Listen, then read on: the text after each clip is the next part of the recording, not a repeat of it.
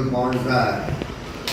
Electoral bonds were like bearer bonds which were introduced by the 2017 Finance Act by this government. The bonds are in denominations of 1000 rupees to 1 crore rupees. And most of the bonds that were purchased, about 6,500 crore worth of electoral bonds were purchased during the 6 years that the scheme lasted. Most of the bonds that were purchased were in denominations of 1 crore. Now the bonds do not contain any name of the person, they are like currency notes. They were not even supposed to have any number, but the State Bank, which was the issuing bank of these bonds, they put an alphanumeric number which could be seen under an ultraviolet light. You had to purchase the bonds from one of the designated branches of the State Bank. You have to purchase it through the banking channels, and thereafter you could give it to a political party within 15 days, and the political party could thereafter encash it in their accounts, in their designated accounts. The reasons given for introducing these anonymous electoral bonds, because the idea was that nobody would come to know who has purchased these bonds and who has given these bonds to these political parties. So the reason given, there were two reasons given. One reason was given by the then finance minister who introduced them, Mr. Jaitley. He said that if people come to know who is funding the political parties, then there is a danger of the ruling party victimizing those people who are funding the opposition parties. And therefore, people are reluctant to donate to the opposition parties, and therefore we have introduced these anonymous bonds. This reason turned out to be bogus for the reason that State Bank of India knew the bond number which was purchased by anybody, and also knew the bond number which was encashed by any political party. Therefore, the State Bank had both sets of information, and State Bank being controlled by the ruling party, therefore the ruling party always knew who was purchasing these bonds and who was giving them to which political party. The second reason was given by the Prime Minister. He said that we want to, still being given by him, said that these bonds were introduced because we wanted to eliminate cash donations to political parties. Therefore we introduced bonds which would be bought through banks. But the thing is that cash donations were not outlawed. Cash donations still remained. People could still donate in cash. And not only that, even these electoral bonds could be purchased by some company through bank and thereafter repurchased from that company by another entity, another party in cash. And thereafter this party gives it to a political party. So in a way cash still remains even through electoral bonds. But of course cash remained outside electoral bonds as well. If the government was serious about eliminating cash in political donations or in political funding or political spending, all that they had to do was to make a one-line amendment in the Representation of People Act that all political parties and candidates will have to spend as well as take money only through bank transactions, and any use of cash would be deemed to be a corrupt practice for which they will be disqualified. When demonetization was introduced, Mr. Modi said that one of the objects of demonetization was to make a cashless economy and make people transact only through banks. Now I can understand that ordinary people can't be forced to transact only through banks and they do need cash, but they could certainly have made it mandatory for political parties and candidates if they really wanted to eliminate cash in politics. But that was not done. Now, We challenge these bonds on three grounds. First, that they violate the citizens' right to know about who is funding these political parties. Two, that these anonymous bonds will actually encourage payment of kickbacks by companies to political parties who are controlling various governments who are in a position to give those companies various favors. And three, that they will distort the level playing field between political parties by favoring those parties who are in power at the center and in the states. Supreme Court unfortunately decided this case after 6 years. 6 years after we had challenged it.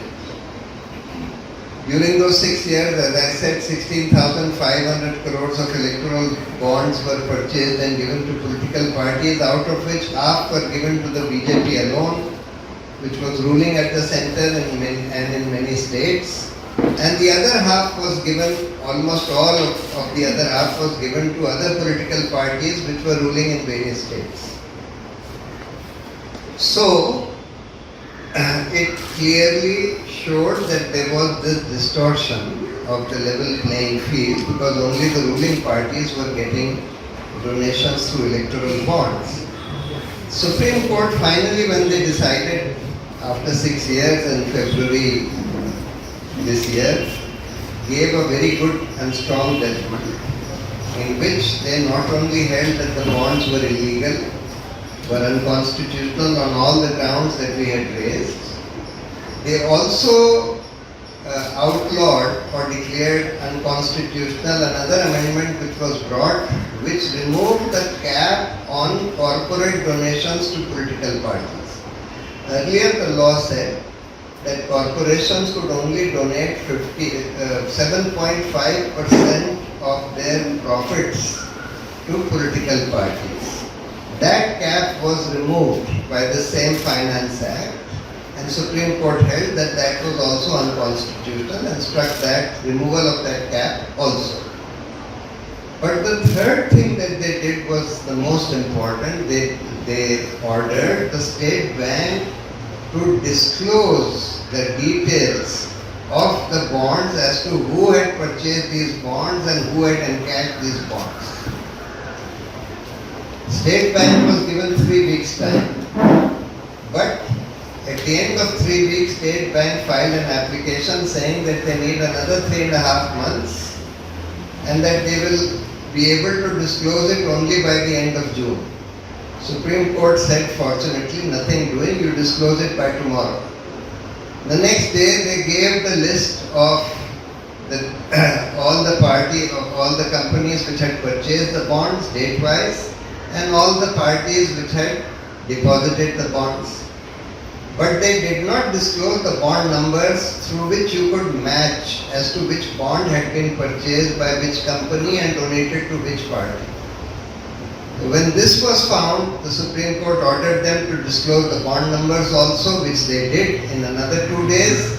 And after that, it was a 2-minute job for any computer expert to match the bond numbers on one side with the other side, which means that everybody could see who had donated which bond on which day of how much denomination to which party. When this information came out, what we had suspected always, that these bonds would be used for kickbacks and bribes, became clear. And now many good independent journalists have done this research, Reporters Collective and many News Minute and so on. Many independent news portals have done this analysis and have shown that more than half the electoral bonds at least were given ostensibly by way of kickbacks by way of getting contracts. That means a company gives electoral bonds to a party which is ruling in a particular, the center or in the states, and that government run being run by that political party gives a contract to this company. This is one form of kickback. The other was that the company gives the bonds to a party which controls the government, which has the power to change policy in favor of that company. And some bonds were given by way of kickbacks for favorable policy changes. To give you one example, Bharti Telecom, so in the 2G case, the Supreme Court, when it struck down the allotment of the 2G spectrum, it said that spectrum has to be auctioned. Now this was going to happen even for satellite spectrum, which was to be given last year, end of last year. But the government changed the policy and the rules, and instead of auctioning, they said, no, we will allot it without auction. And they allotted it to a company owned by Bharti Telecom. And at the same time, Bharti Telecom gave more than 100 crores worth of bonds to the BJP, which had changed this policy. Same thing happened with Grasim Industries. Import policy was changed in their favor, and they gave a lot of electoral bonds to the BJP. The third way in which kickbacks were paid was by pharmaceutical companies. There were a large number of pharmaceutical companies whose drugs were found to be substandard or lethal. For example, Remdesivir. Remdesivir was a absolutely life-taking drug. It was a lethal drug known to kill lakhs of people. It has killed lakhs of people, unfortunately. During COVID, it was being promoted by the government, and despite knowing full well that it is a lethal drug, it had been found in various trials to be a lethal drug. It was being made by a company called Zydus Cadila, and because Zydus Cadila gave hundreds of crores worth of electoral bonds to the BJP, therefore that drug was allowed to continue. The same thing happened with many other drugs with many pharmaceutical companies, that the drugs were found by the drug controller to be substandard, but they were allowed to be continued because those pharmaceutical companies gave electoral bonds to the BJP, which was controlling the drug controller. So the pattern was this: ED raids a company, then the company gives electoral bonds to the BJP, and then the ED just puts the matter in cold storage. Income tax takes action against a company. The company gives electoral bonds to the BJP, and then the income tax puts the matter in cold storage. Same thing with the CBI. This also happened with a very large number of companies which were facing either ED action or IT action or CBI action, and they gave donations by way of electoral bond, and after that all those proceedings were put in cold storage. Now this is why Nirmala Sitharaman's husband, Parkala Prabhakar, calls it the largest scam, not just in India, but perhaps in the world. You should not judge the size of the scam by this figure of 16,500 crores of electoral bonds, because for every 1,000 crores of electoral bonds that were given, at least 100 times that worth of contracts have been given to the companies which gave those electoral bonds. So for example, this company called Megha Engineering gave 140 crores of electoral bonds to the BJP in April, and in May they were given a 14,000 crore contract for a tunnel by the Maharashtra government controlled by the BJP.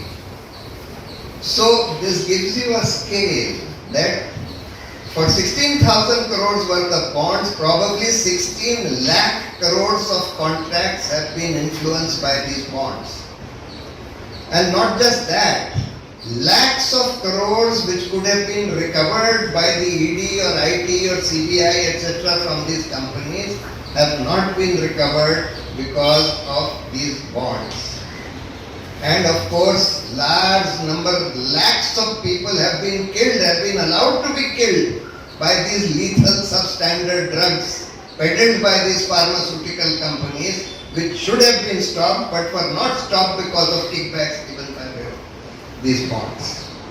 So therefore, what is essential now is a independent investigation to uncover as to finally put the nail in the coffin about whether these payments were by way of kickbacks or not. Of course, under the Prevention of Corruption Act, there is a presumption that if your file is pending with a particular government and if thereafter you give some money to that without any consideration to that government, then it will presume to be a kickback.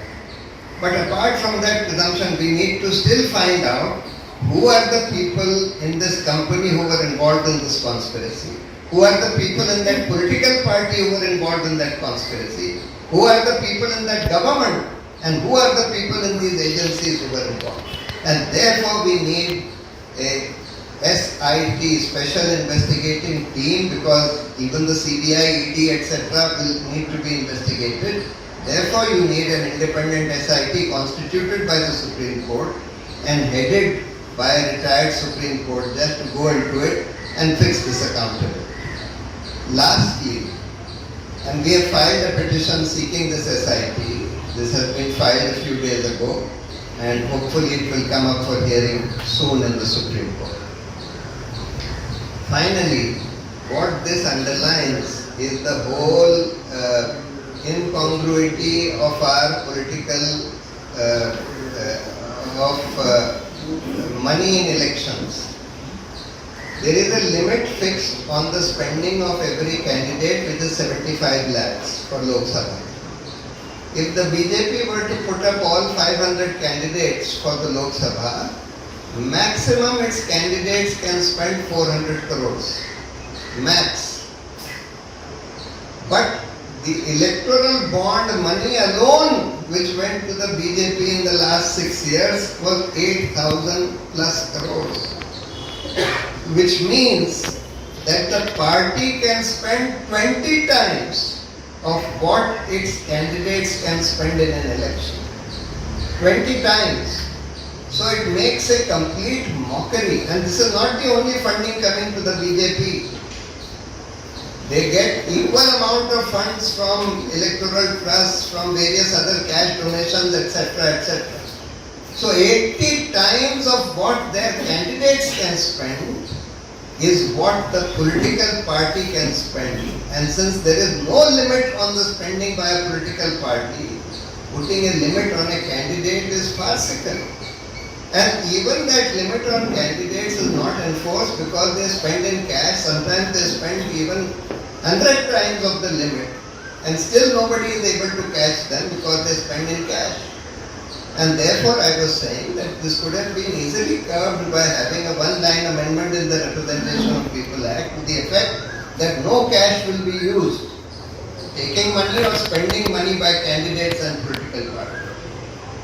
Secondly, you see, there are several reforms that could be done by way of electoral reforms. One of them is, of course, limit on political parties spending, banning cash, and then state funding of elections. Very easy to do. If you just say that, all right, every candidate will be paid 50 rupees per vote that he gets. So if he gets, say, 1 lakh votes, he'll get 50 lakh rupees from the government after the elections, so that he can take loans. Even small candidates who don't have any money to spend, they can take loans from friends and give them back after the elections if they get substantial number of votes. Now, those who say that no, this is not practical, see, the math is very simple. 60 crore votes are cast in an election in India, in a general election. Even if you have to pay 50 lakh to 50 rupees per vote, it comes to 3,000 crores, which is a pittance, which is less than the amount of money that the government gives for this MP lads scheme. So it's a very small amount, it can easily be done. And lastly, we need to move towards some form of proportional representation, because you see today people don't necessarily vote for the candidate of their choice if they feel that the candidate has no chance of winning, because they don't want to waste their vote. So they see who are the candidates who have some chance of winning, and they vote for the less bad among the candidates who they see has some chance of winning. And that perception of which candidates have some chance of winning is formed on the basis of their visibility. And visibility is largely purchased by money, because by money you can have advertising, by money you can put up hoardings, by money you can have paid workers distributing your posters, handbills, and by money today you can also organize political rallies. So therefore, this whole election has become largely a money game. And today we are seeing the imbalance. The BJP has twice as much funds as all the other political parties put together. Twice as much as all the other political parties put together. And even those accounts of those political parties have been frozen by the government, by IT, by this, that and the other, apart from their leaders being arrested and harassed by ED and CBI, etc. So therefore, the elections which are being fought today are totally unbalanced. There is no level playing field whatsoever.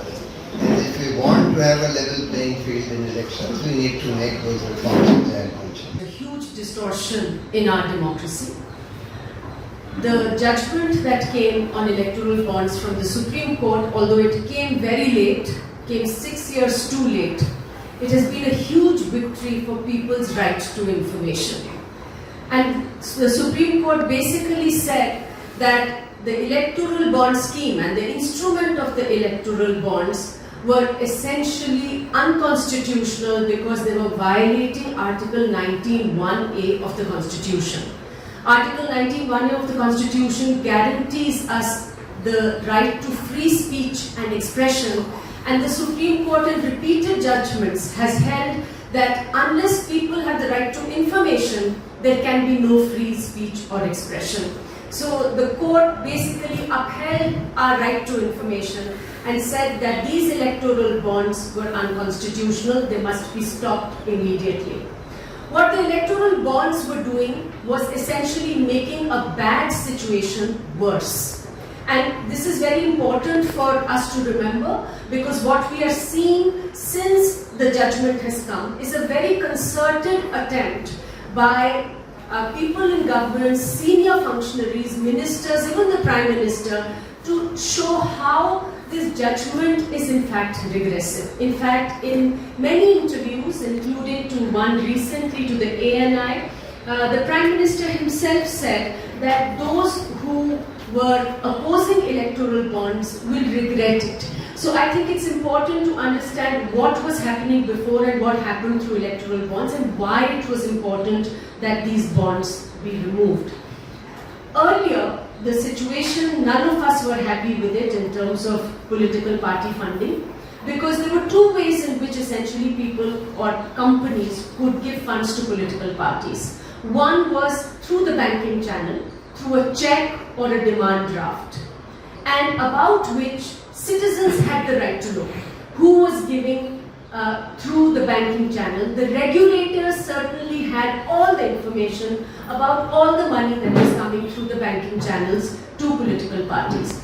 The other was through cash. So large donations of cash were made to political parties. Much of it was undeclared income. So they never showed it on their income statements. It was undeclared. But the portion that was declared was also not declared with honesty. So there was a clause in the IT Act, there continues to be a clause in the IT Act and the Representation of People's Act, which says that any donation less than 10,000 rupees, if it is made to a political party, the party doesn't have to say who made that donation. So that loophole was exploited by political parties. If there was a donation, a large donation, let's say of 100 crore rupees, that was made by a company to a political party, the party, instead of saying that we got 100 crores from this company, would simply break it down into smaller packets of less than 10,000 rupees, make vouchers, do creative accounting, and say, look, we got from our well-wishers, so many well-wishers gave us 9,900 rupees. We don't have to tell you where this money came from because we are not required to. So what was required was to get rid of this anonymity. These clauses in the IT Act, the RP Act, which basically said that anything less than 10,000 rupees, political parties don't have to give us where the source of income was. That had to be removed. And when the BJP, which came to power on the plank of anti-corruption, said that we are bringing electoral bonds to infuse greater transparency, the hope was that they will be doing just that, removing these anonymous kinds of donation.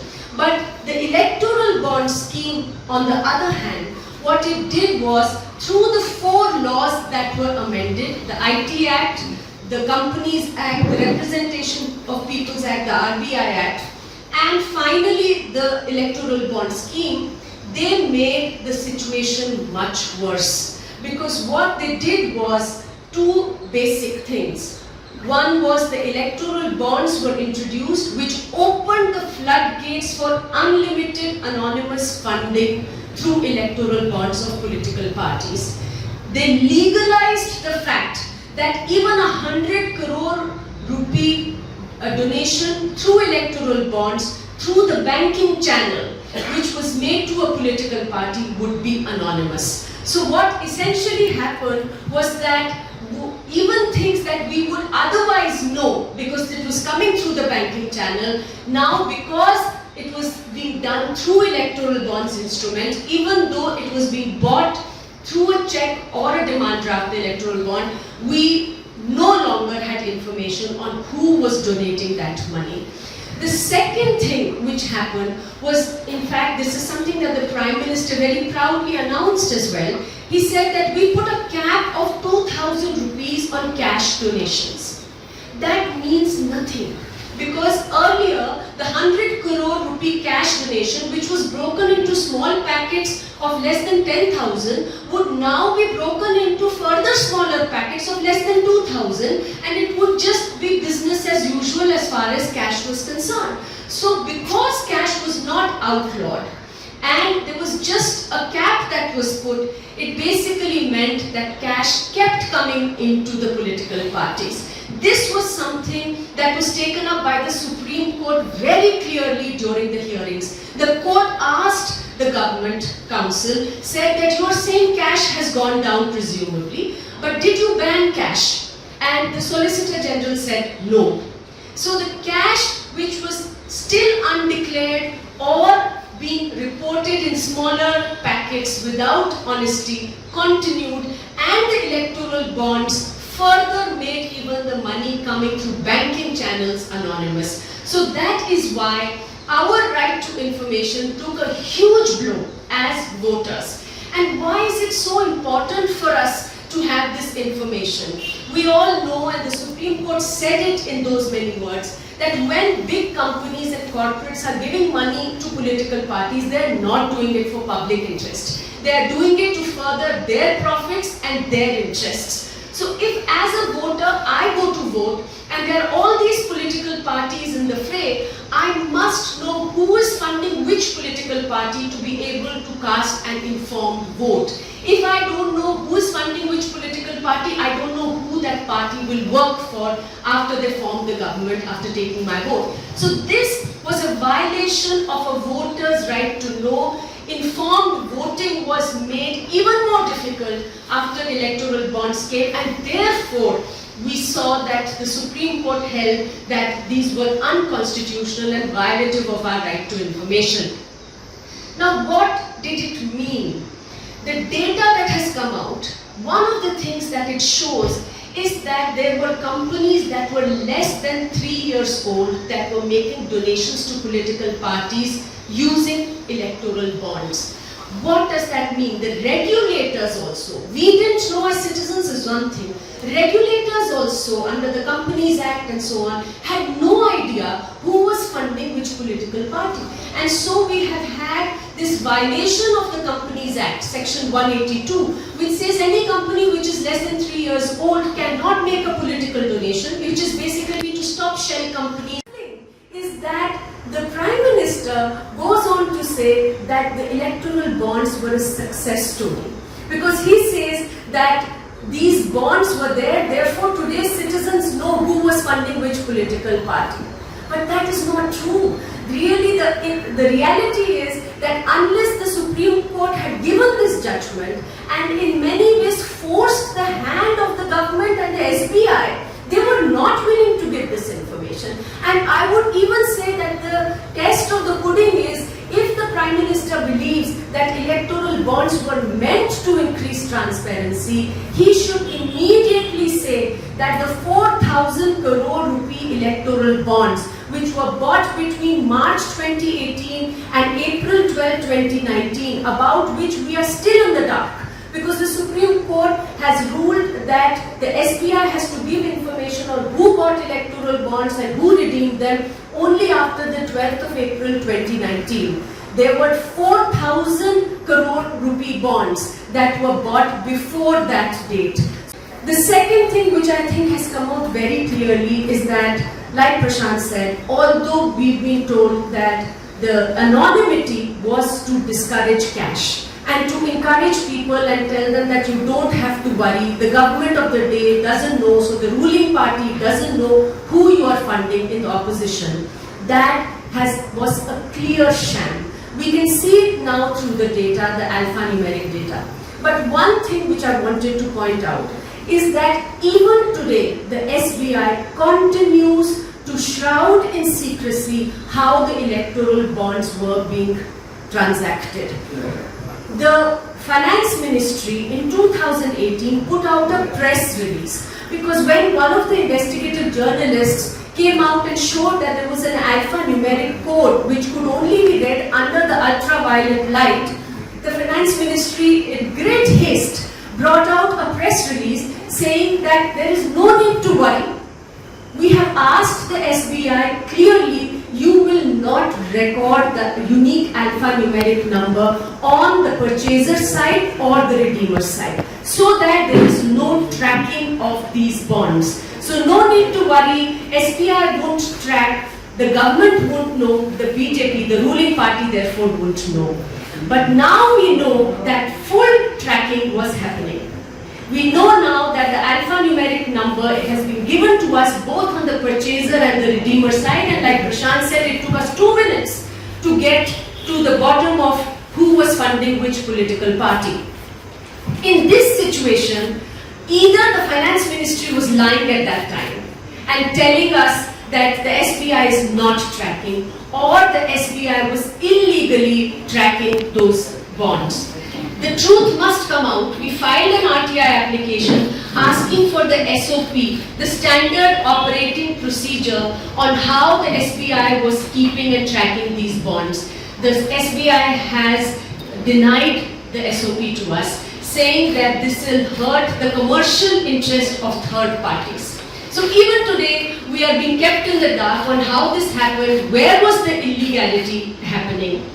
And the black money issue, which again the Prime Minister very clearly said that this judgment will push us towards black money again. ये पूरी तरह से हमें काले धन की ओर धकेल देगा, is what the Prime Minister said.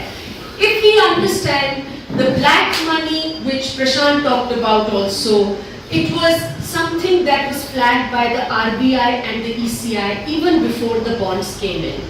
The Finance Ministry brought in the electoral bonds, completely riding roughshod on all the warnings of black money and money laundering that the RBI and the ECI. Essentially what the data that has come out is showing on money laundering, in which they have shown how 33 companies were which were running aggregate net losses of more than 1 lakh crore rupees over the 7 years. They have shown that they have given bonds more than 575 crore rupees to political parties, 75% of which have gone to the BJP. Minister of Delhi and all the senior ministers are now either in jail or have been in jail or likely to go to jail. One of the main statements has come from the approver, who is Sarat Chandra Reddy.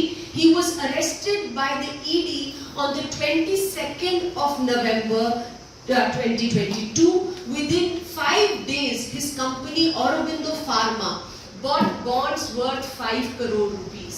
In May 2023, he got bail, and in fact, his bail was not opposed by the ED. The bail was on medical grounds. He said he has lower back pain. He was given bail, and after he gave bail, he turned approver.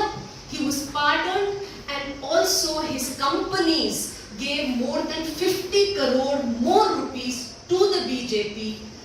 And he is now one of the main approvers in the Delhi excise scam. So all of these are showing when there are cases of ED, CBI, IT department, there are, the Prime Minister himself said that there are 16 companies who were facing raid by ED, CBI and the IT department, and they gave money to political parties, nearly 40%. He said 37% was given to the BJP. His point was that why would they give 60% to others? But the real question which needs to be probed, because whataboutery will not do, the real question that really needs to be probed is that why were these companies giving money to the BJP, which controls the IT department, which influences the ED and the CBI? Because the question that needs to be probed is that was this money being given to influence the probe that was going on against them, so that the ruling party at the center could influence this probe? I'll stop here. Thank you very much.